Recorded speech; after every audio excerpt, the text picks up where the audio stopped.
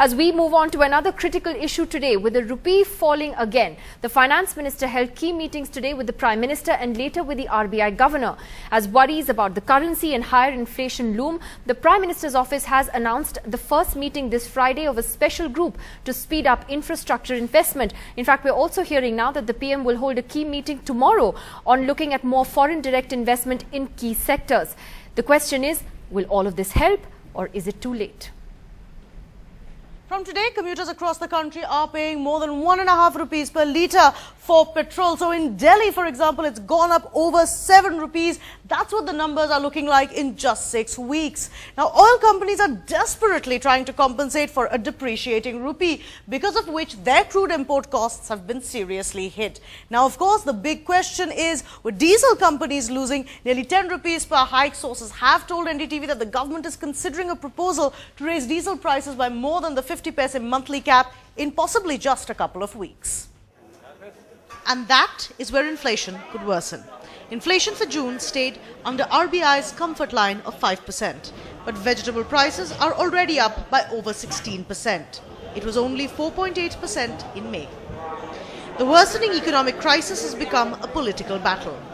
Depending on the charity of strangers, जिनको हम जानते नहीं है, पहचानते नहीं है, भीखा कटोरा लेके खड़े हैं, हमारी मदद करो. But as a general proposition, I would argue that the average Indian, the Aam Aadmi as we call him or her, is better off now for 9 years of UPA rule than they were before.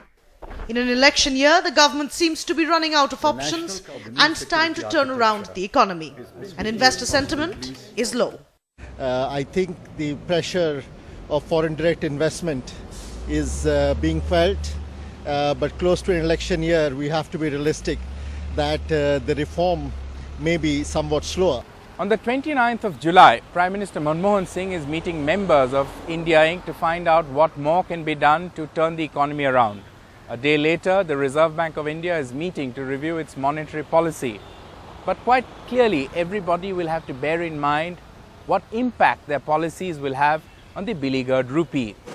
With Sandeep Phukan and Hina Gambhir, Kajori Sen for NDTV. Well, is it too late to save the economy? Who's to blame for the mess that we're in? There are, like I said, a series of meetings that are happening that the Prime Minister himself is overseeing this week. Joining us in this segment, we have Gurcharan Das, the author of India Grows at Night. Also with us is leftist economist Prosenjit Bose. Prosenjit, let me ask you first. We are in the state that we are today, where we're looking at higher inflation, we're looking at fuel prices that have gone up, the rupee is sliding. Now the Prime Minister's office has announced some key meetings on FDI tomorrow, speeding up infrastructure projects later this week. Is it too late, you think, or can we still get back on track? Well, I think that there are two aspects to it. First of all, the discussion is happening in a context where the global situation is actually bad. So one has to first of all China's understand GDP figures are out today, the worst in 15 years. Yeah, I mean, this whole idea that India and China was decoupled from the rest of the world and would take the world economy back on track, I think it was a false idea right from the beginning. Today we are feeling the pinch of a global slowdown. But having said so, I think that the government is responsible, or I would say the entire policy establishment is responsible, at least on 3 counts. First of all, I think that they tried to tackle every problem through the mechanism of interest rates. So if there is high inflation, you jack up interest rates. Now today you have a situation where growth has got choked off. Now and of course you have the problem of rupee slide, and I would say that the rupee is sliding today precisely because this enormous current account deficit that we are running, which is reflective of a greater structural problem of our economy. We have been trying to finance this current account deficit by a very bad quality of capital inflows, which are primarily composed of very short-term debt and all kinds of speculative capital. Now today that capital is flowing out because in a globalized world, when the US sneezes, the world catches a cold. So today the US economy is showing signs of some recovery, interest rates are going to go up, the capital is flowing out once again. The point is that rather than what the government is doing, I mean, it was very pathetic that the finance minister thinks that Ben Bernanke is going to help us get out of this mess. So their fundamentals are wrong, is what you're saying? The fundamentals of the economy are wrong. And I think the government should come out of this interest rate, obsession that just by playing around with interest rates, you can actually solve the greatest structural problems of the economy, and think in terms of, more imaginatively, in terms of what can be done in terms of public investment, what can be done in terms of greater redistribution.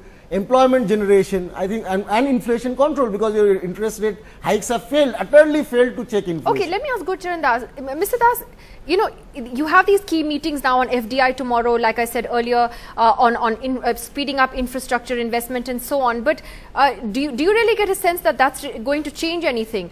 Because the sense has come of policy paralysis all over again in recent months, despite the efforts the government seemed to make earlier on issues such as FDI. Or are the fundamentals really weak, as Prasanjit says? Well, I do believe that we are in a very serious economic situation. And it's very sad that there's only one minister in this government who's really concerned about it, and the rest are not. Otherwise, how could you, in this terrible situation, have announced the food security bill?